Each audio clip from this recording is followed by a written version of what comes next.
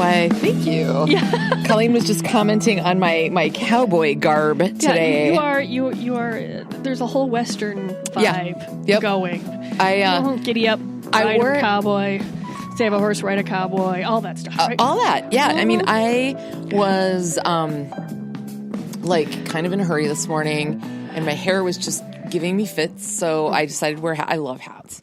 So I decided to wear hats. I like hats, and then I cut my hair. It doesn't work with short hair? And I don't, and all that works is like those little cloche or something like that. Oh, those are cute. And then cute, but I'm like, yeah, but then they're hot. You know what I mean? But I had a lot of hats in the 80s. That was, the hats and the shoulder pads. And you know what hat I would like to own? What? Is the Debbie Gibson hat. The round black brim. I want one of those. I still want one. My brain is click, click. Yeah. I want a Debbie Gibson.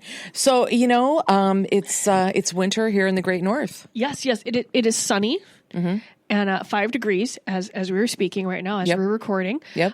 Which is really pleasant because there's no breeze. Yeah, it's we have a storm coming, but it's going to be a normal storm. Minnesotans are ready for it. Mm-hmm. People have been shopping. So I think they're planning, because it's going to be a long weekend coming up, the timing on all this that we're doing. Yeah. I think that works out. I think people, I wonder if there's going to be a lot, just a lot of sex going on.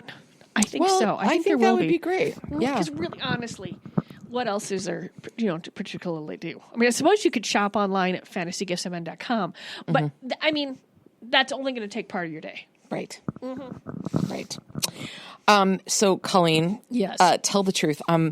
Before we even get to the show material that I have today, we have about 9 stories that you sent me, one after another.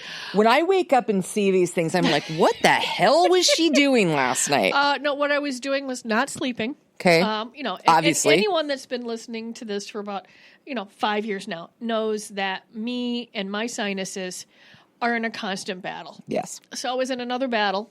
Mm-hmm. I was on an incredibly large amounts of prednisone, which is a steroid, which means I was bouncing off the fucking walls. Okay. Can't sleep. Yep. So not only did I send Kelly a crap load of stuff, I'm poking around in the land of the interwebs, my house is so clean. I touched every piece of clothing I own, and I am not kidding. Wow. 10 kitchen trash bags went to ARC. And and that was just the stuff that was in lovely condition. If it was crappy condition, I just got rid of it. Wow. Yeah, I was. It feels good. Everything, yes. I matched up every sock. You're kidding. Mm-hmm. God, I don't know what that feels like. And I found a really old sex toy that I didn't know that I had, that I brought home years ago we used to have people, reps that came in and they handed out goodie bags. Yeah. And I'm flipping through my closets and I'm like, did I use this? Did I not use this? That's old. And it went. But it was just like, huh? What's this? I mean, that's how it's just buried in the back of my closet. Gone. Oh, God. I need to do some of that. Maybe I'll do some of that this weekend in the crazy weather. Mm-hmm. I would very much like to start today with Florida Man. He shows up a few times in the next few shows that we're going to do. But this one is not his fault. Okay. A Florida man woke up on Christmas Eve of all days to find a burglar sucking on his toes. I saw this headline and I said, you know what? I'm going to wait to be surprised, because I knew that Florida man and toe sucking would not, there was no way that you could pass this by. No, you can't. No. And I'm glad you didn't read it. Mm-hmm. So this poor man woke up, somebody's sucking on his toes, and he said, "What are you doing in my house?" And the stranger said, "I'm here to suck toes." So he was upfront and very declarative. I have to hold the mic Okay. over here, because I'm afraid if I... the laughing was going to cause coughing there. Yes. Nobody needs to be that close up to my cough. Yes. Hey, sir, I am here to suck toe sucking. It seems like, that would be sort of a superhero thing. I am here to suck toes. And there should be a cape and TS on a shirt. Mm-hmm. Toe sucker. Yeah. Mm-hmm. Well, and see, quite honestly, I mean, I wouldn't want a stranger to violate the perimeter of my house and suck my toes. But toe sucking, okay. So after the burglar announced why he was there, a fight broke out. And during the struggle, the suspect tried to grab the victim's genitals. Also claimed to have a gun. But when police finally arrived, no weapon was found. He did get the guy out of the house. Deputies say the suspect smashed one of the home's windows as well as the windshield of the victim's car, which is, Jesus. come on. And they did swab the victim's toes for DNA. And they've tried to track the suspect with a police dog. He is still on the loose. Please, if you live in Bradenton, Florida, be careful. Oh my God! So they did not get the guy. Oh no, that is. He's at large. Oh no. Yeah. Oh, that's very wrong. Because everything about that is you violate someone's home space, and then you violate a body part. And I don't care what you're doing through there. And then you go around and like break things. Yeah. Yeah. Toe sucking. And I would assume if he was trying to grab the guy's genitals, he's probably sleeping in the nude. I sleep in the nude. I can't stand pajamas. I don't understand them. They just, and it just, I do think about that, but I always have a robe very close by. Yeah. Yeah. That parenting thing. A kid got, sure. You got to throw in a robe real quick or something. Yeah.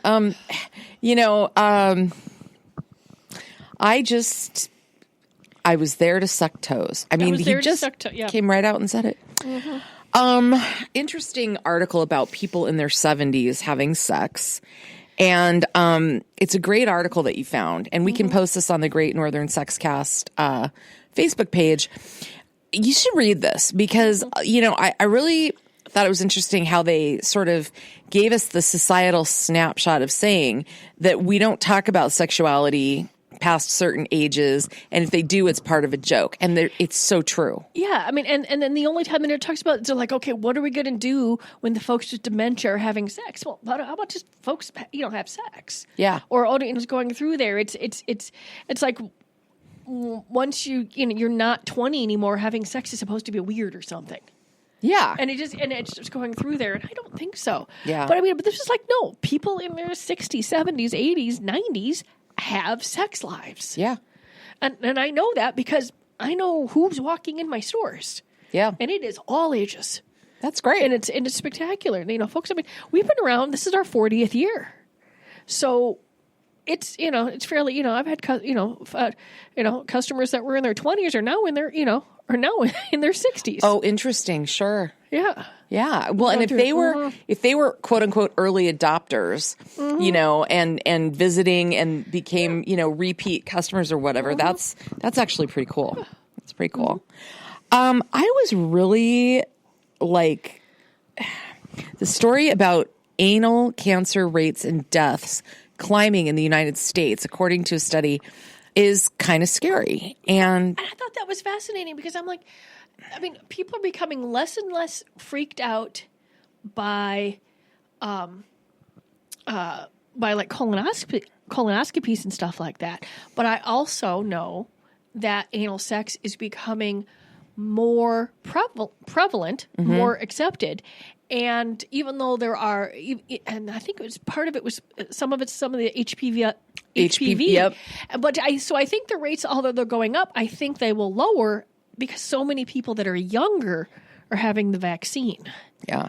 But it's like, then again, maybe people are noticing this because, cancer deaths are going down, some of them, but then other ones go up. Yeah. It's going through there, but it was, with everything else going down, I was rather quite shocked.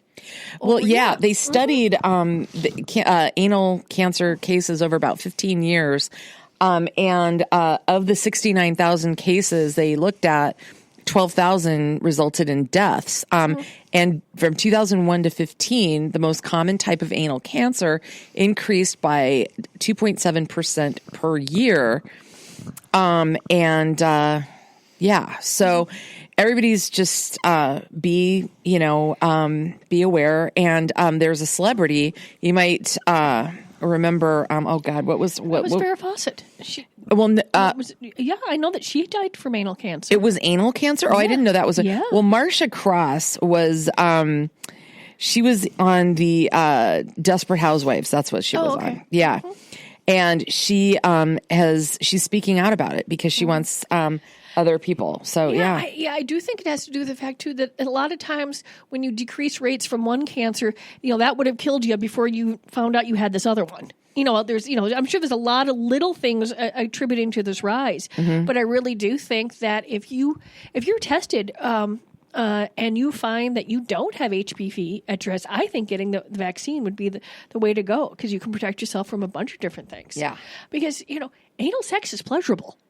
For many, many folks who go through there, but it's another way of, another way of passing on a virus of anything. Sure. So it's going through there. Sure. But, absolutely.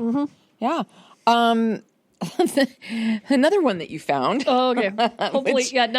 Hopefully, hopefully sillier.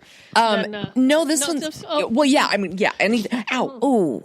Did you just attack yourself? I did. I just whapped my elbow. On the table. Oh, yeah. But you did not knock over the water. I know. So yeah. How you managed to smack yourself hard enough and not even shake the water is pretty damn.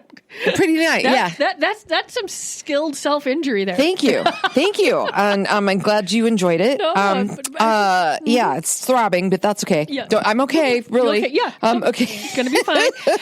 She's able to scroll. Yes, Life is the arm. There's no numbness. I don't see any body parts lying on the ground. No, I'm fine. We're all doing good. Yeah, it's all good. This other one's pretty interesting. This one talks about the difference between open relationships and polyamory.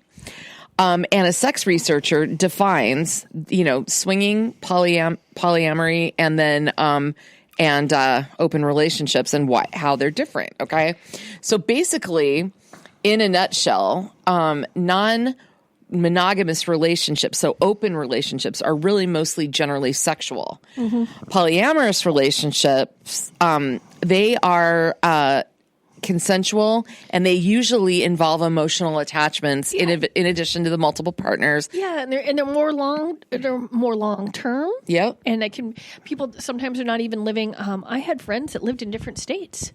You know what I mean? But they had these long term relationships. Yeah, it's going through there, and it just worked. It's working quite well for them. That's funny. And then there's folks that just like a lot of sex, and they have open relationships. Yep. And but there was a third. What was the third? No, then the swinging, of course, is just about sex too, which is even a shorter duration. Yeah, 1 night, 1 hour. Yes, 1 party. Yes, yes. There. So those are. It's kind of an interesting article, though. And it's funny. It never came back on that I've noticed, but there was a show. There was 2 seasons of it, I think, called Polyamory, and it followed some different households.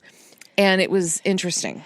Yeah, honestly, that makes more sense to me than the other stuff. Because if I'm going to if I'm going to have really good sex with someone, I think I'm going to be a little bit more involved.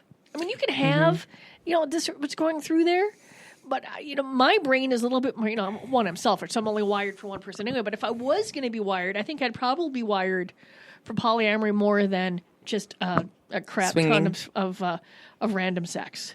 Yeah. I mean, as a regular thing, because everybody, a lot of folks when they're younger have had, or even this, or will have a one night stand, or do this, or there's going through there, or there's something going on, or there's a short relationship. But if if you had to okay, here you go, pick one. I think something with a more emotional touch would fire in my brain better. Yeah. Well, and the thing that I never kind of got about swinging is, and this is not a judgment for me at all, because I don't really care what other people do. I don't. I just don't care. But when they go to all these group events and everybody's there to do sex stuff. What if you don't find anybody you like there? Then what do you do? Oh yeah.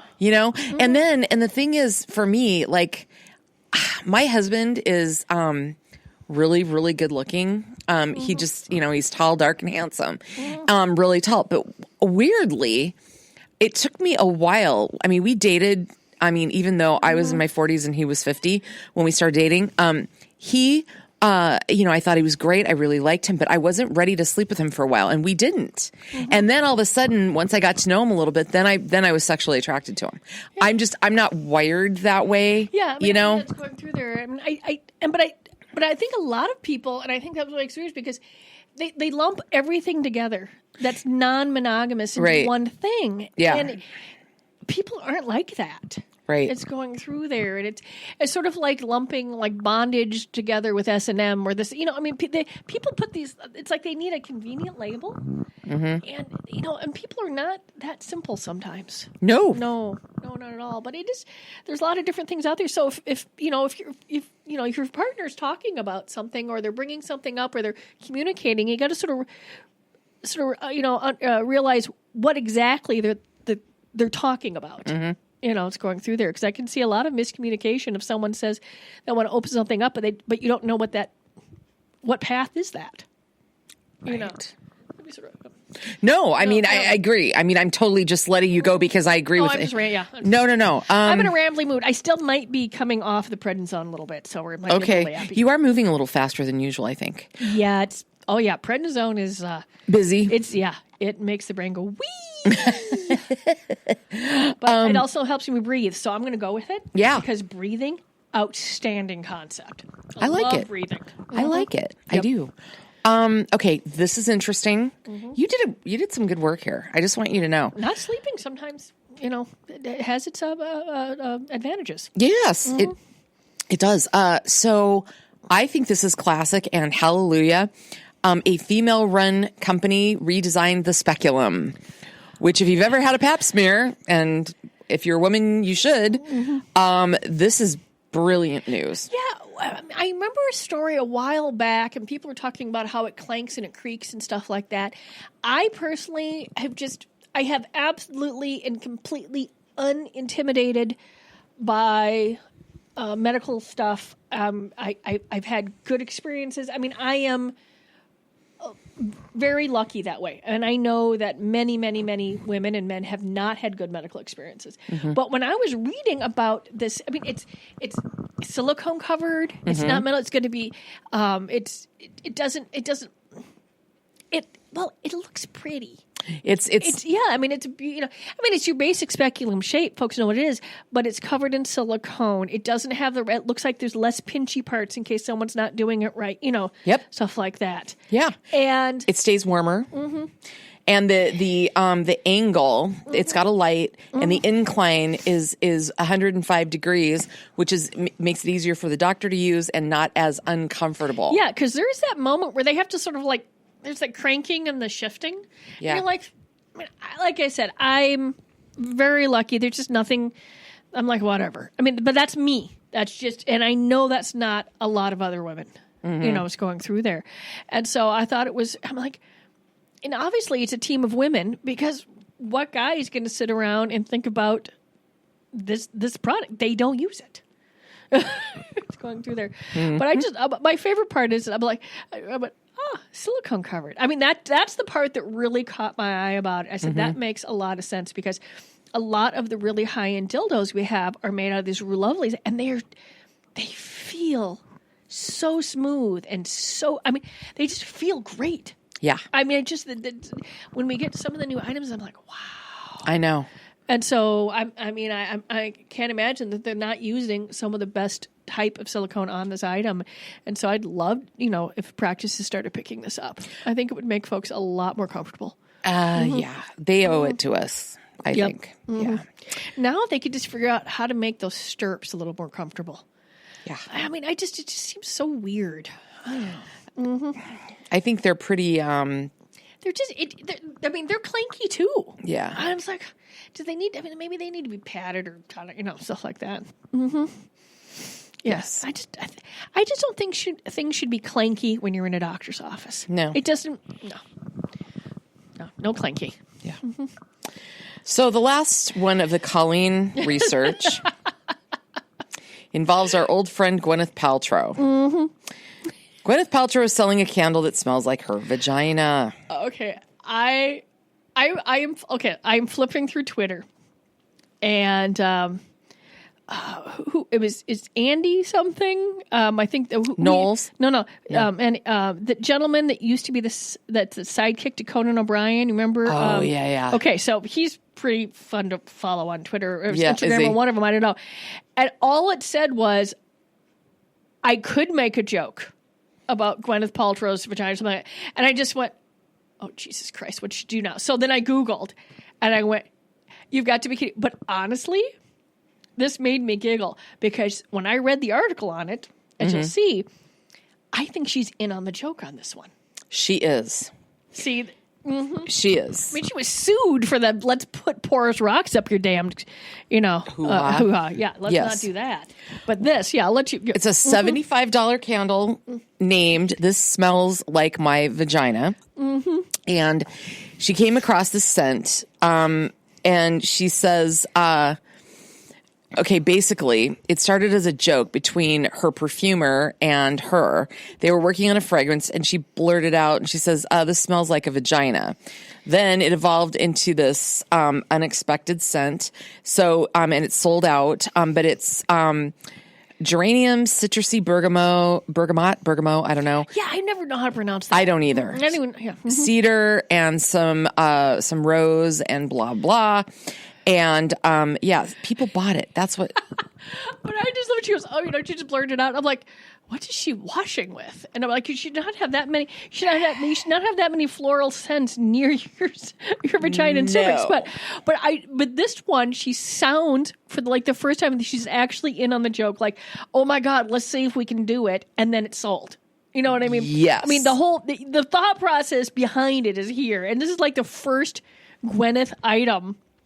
But I could say, okay, yeah, that's funny. That's funny shit.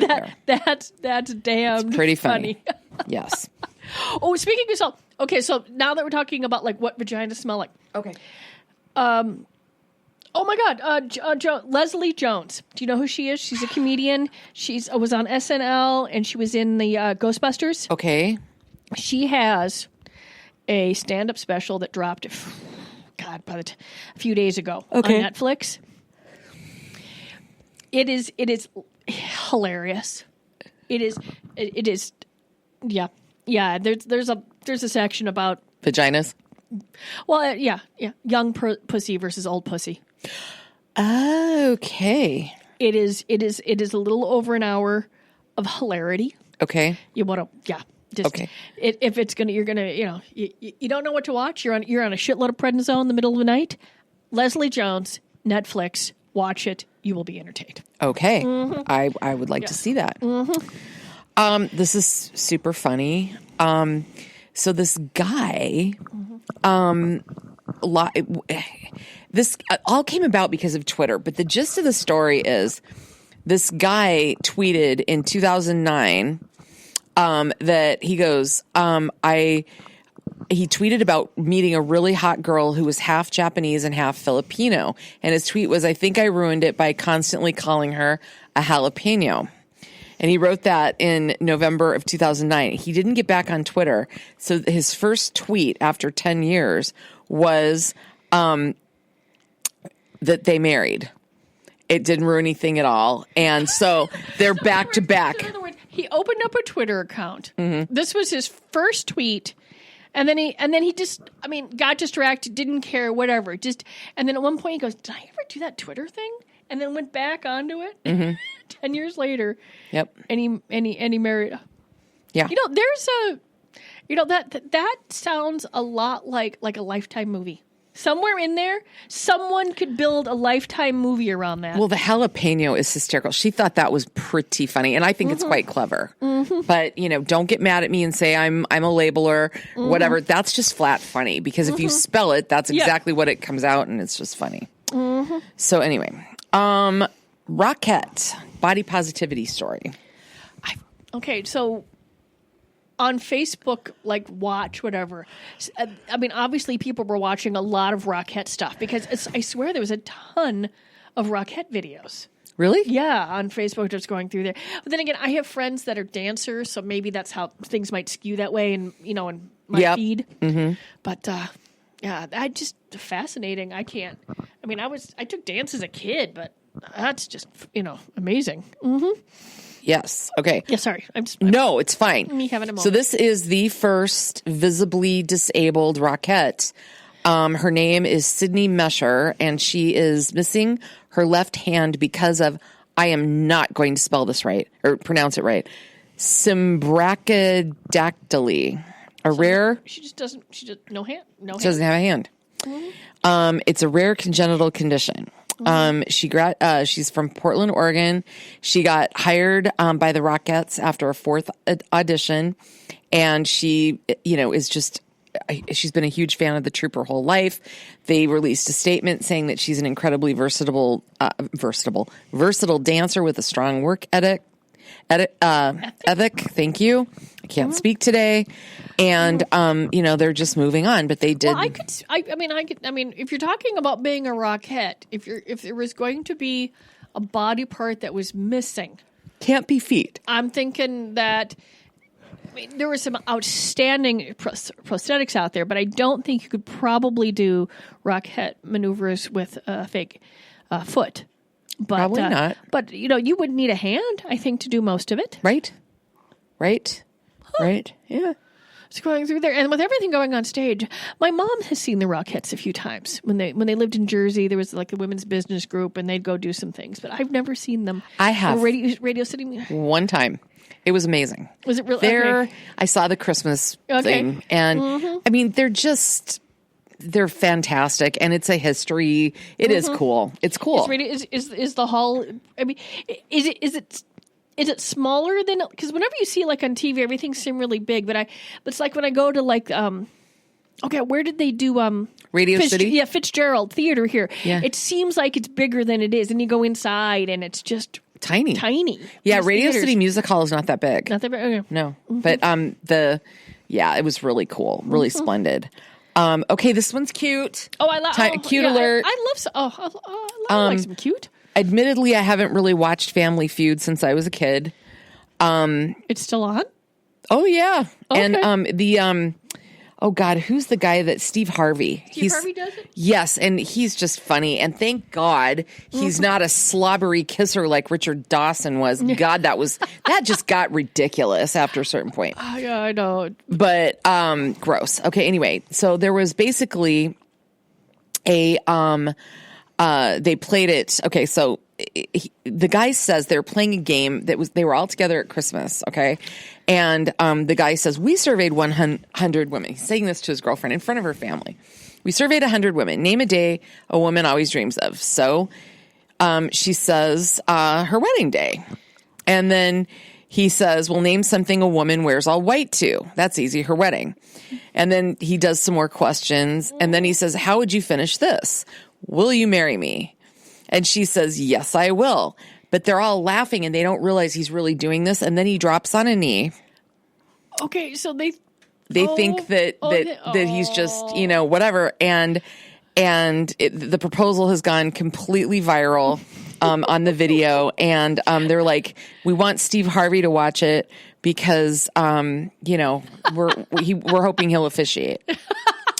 So, and quite honestly, he's so fun. Have you seen I've only seen a couple clips. My husband's kind of a YouTube freak, and my daughter, it's all YouTube all the time. All the time. And he watches like different snippets of America's Got Talent or Spain's Got Talent. Well, yeah, because I don't need to see the blah blah blah blah blah in between. Just let me see somebody perform. Yep, I sort of get that. Yeah, and he loves that. But one of the things that he showed me, I guess Steve Harvey does a show where he talks to little kids.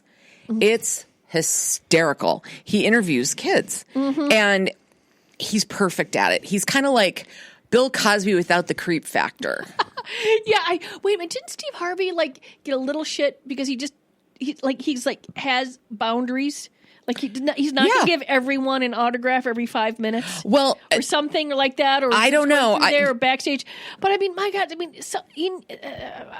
just because you're in public doesn't mean people get to paw at you all the damn time. Well, yeah, So I think that's sort of where it was, and it just Yeah, he got crap for trying to have some boundaries, I think. Oh, too bad.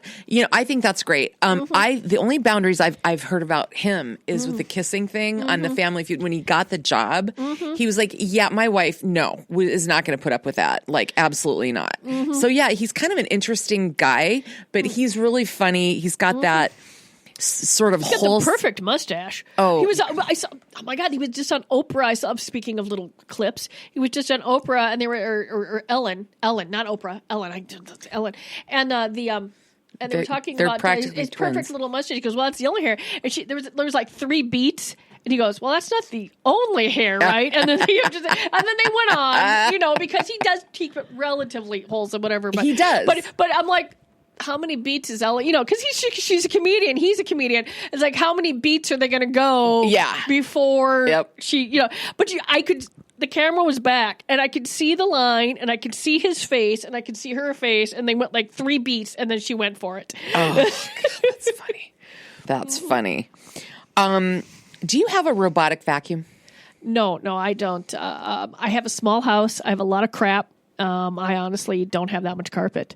I have a couple of area rugs. That's it. Mm-hmm. Well, we don't have very much carpet either, but we have one. And for the most part, I like it. There's a few times where I get kind of frustrated, but it does help me keep up. A North Carolina couple, this just made me laugh, called 911 because they heard something banging and their robotic vacuum had just turned itself on and got stuck somewhere.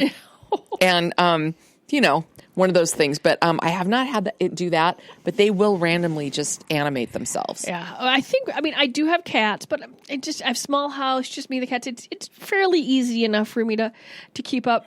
But I don't think that my cats would be very happy with this at all. My sister's cat completely ignores hers. Yeah. No, I love the little videos of people, of animals riding them. Yeah, those are funny. Those are super funny. I bet that my one cat would do that. Yeah. Yeah, for sure. The chick who played the original Lolita, Sue Lyon, just died in Los Angeles. Oh, she can't be that old. 73. Really? Yeah. That movie was that old? Yeah. She was about what, 12 or 13 when she made it, or was she older and just looked really young? She was, I don't know. Oh, okay. Yeah, because the movie came out in 1962. Oh, it's okay. My brain was thinking the 70s. Nope. I've never actually seen it. So, I've seen clips and bits and pieces. Yeah. But that would be, I think a lot of movies like that, Blue Lagoon, Paper.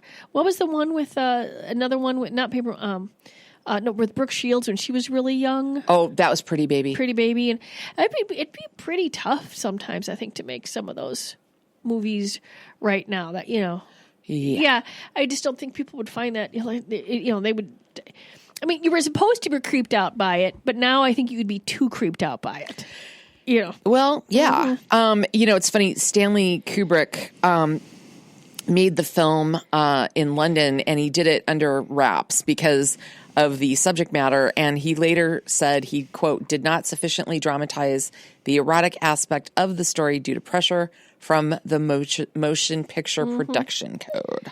Yeah. So, because what you can do in print is completely different than what you can do on film, which is there's that whole Sleeping Beauty series that Anne Rice or whatever did, which is pretty much all about kids 15 and under being sex slaves in an ancient medieval kingdom.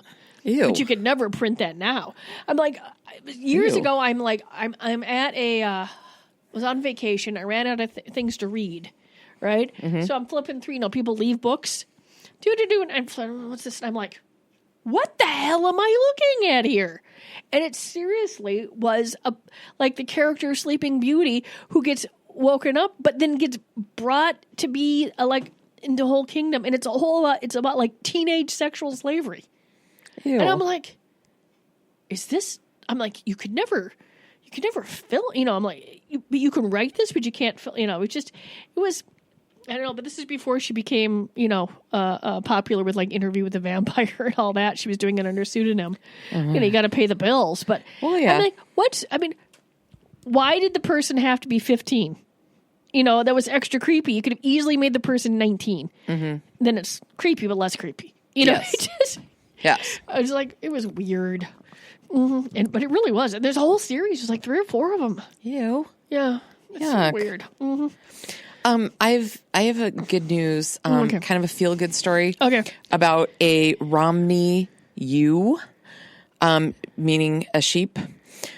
She had a severely damaged and saggy udder, and because she had gotten pregnant with triplets. And instead of doing surgery, it was damage to her suspensory ligaments. Mm-hmm. And they ended up helping her out with a human bra. They ordered it online from this company, Rose and Thorn. They bought her a large maternity bra, size 24J. And they cut holes in the garment so that the 3 black lambs could nurse. And they supported the little sheep's udder with the bra? With the big bra. And now, now that everything's gone back to normal, she doesn't have to wear it. So the vet has it, and she's going to save it for, wasn't that cute? I thought that was super cute. I never had to wear a maternity bra, and I've tried to not wear underwires as much as my life because I once groveled in one when I did that, and I discovered that if you fling yourself to the ground while wearing an underwire bra, it fucking hurts. Yeah. I ended up having to just whip the damn bra off and then later on pulled the wire out. Yeah. Yeah. That was a poor decision on my part, which is why female armor that has boob plates is also a poor decision because who wants a crease of metal that can get shoved into your breastbone? Armor does not need to have boobs, like a crease in it. Armor does not need cleavage because it's just going to be damaged. You're going to hurt yourself.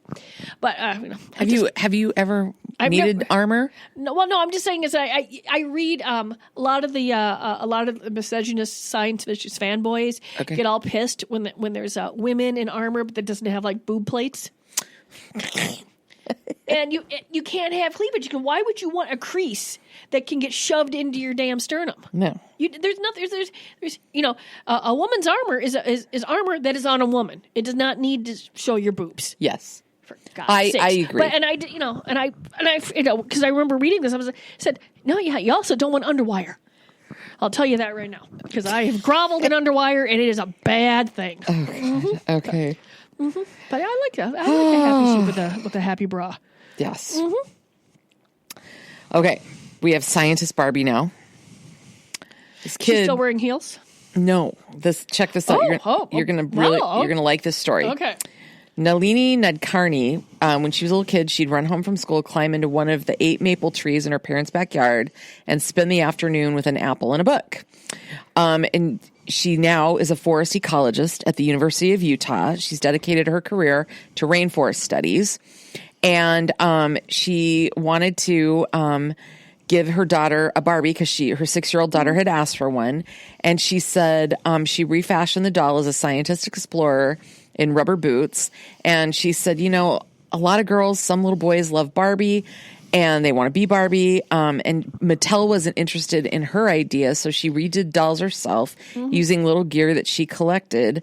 And so she's got Treetop Barbie, and she started selling them at cost on her website. And then last year, Mattel started working with National Geographic to create a new line of scientist Barbies. So now she's involved as she's a consultant on it, going through. Yeah, and they sent her a one-of-a-kind doll with tree climbing gear and dark hair woven with strands of white hair that looks like her. Isn't that cute? Yeah, I remember seeing, doll, get a doll that looks like you, or my daughter for a few years liked the American Girl dolls, and my niece wasn't into it. My daughter's the only, my other niece hadn't been born yet, and so at the time my daughter liked some stereotypic girly stuff. So myself, my mom, my sister, and my sister-in-law were like, "Oh, a girly girl!" Yeah, really. And so I have bins now of American Girl dolls. All stuff, but trying to find one that matched my daughter was difficult. Okay, to get her, we got one that was close. But I mean, there were a zillion combinations, but you can't always get what you want, but at least there was like something we could get close to. That's nice. But it sounded like until this, there wasn't anything you could get close to. She had to make her own. Yeah. But I understand what it's like. It's that you want something that looks like you or your kid, or you want to see yourself. For sure. Mm-hmm. For sure. Let's end this show on something funny. Okay. The story is kind of confusing. We'll post this on the Great Northern Sexcast Facebook page, but this couple met and they kind of liked each other, but then they were separated. And, for 30 years, they both married other people. They reunited and they got married at the Dunkin Donuts where they originally met. That's the gist of it. And, I think that's pretty funny. There is an enormous amount of romance in that. I love it. It's going through there. I mean, hell, my guy and I, we actually dated for a few months when we were like 23 and 25. Mm-hmm. And then I just panicked. I was not ready to be like a dating person. But we stayed friends, and it just took like another 12 years, and then I got my shit together. Yep. Now we've been together for almost 12 years now, again. So, but it was, I mean, I get that. Yeah. Yeah. Mm-hmm. And they said it had to be there, and it was on Grafton Street in Worcester. I don't know. It's in Massachusetts. But I just think that's really, really funny. I think that's just fantastic. I think perfect. I mean, at this point, because really, they're probably our age who need, they've got everything they need. Why not just go for the pure romance of it? Exactly. And donuts are delicious, and they have great coffee. Well, and I'm sure you could get them to stack them like a cake for you. I'm sure. I mean, donuts are people make like these donut boards for wedding or something. If you're having it at the Dunkin Donuts and you rent it out, you just have the case. I mean, I love it. Perfect. For sure. Now you realize you want a donut. Now realize that now I have to drive home down Penn and go to buy a Dunkin'. Yeah. They just built one in my town of Hastings too. See, we can both get donuts on the way home. Okay, perfect. Okay. All right, we'll see you later.